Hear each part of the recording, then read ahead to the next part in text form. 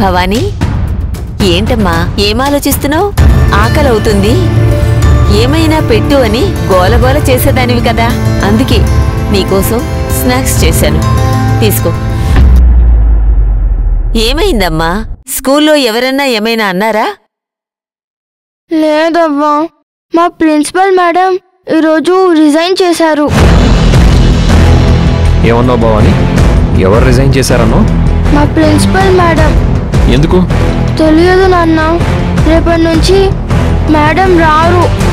నాకు చాలా బాధగా ఉంది.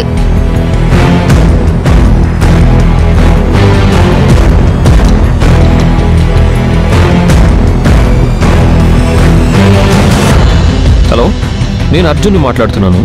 ఏంటి మీరు రిజైన్ చేశారంట? ఎవరో చెప్తే మాత్రం మీరెలా రిజైన్ చేస్తారు?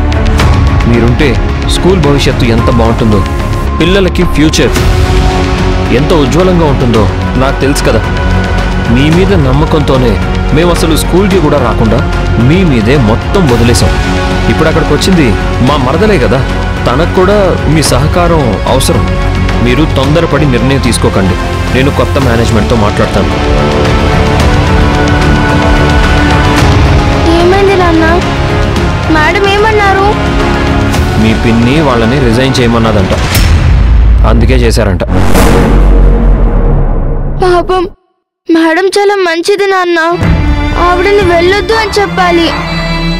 I like her a lot. Madam అంటే నాకు చాలా ఇష్టం.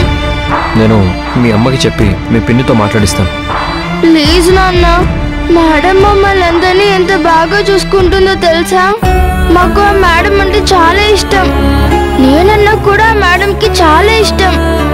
నాకు చాలాసార్లు చాక్లెట్లు కూడా ఇచ్చారు.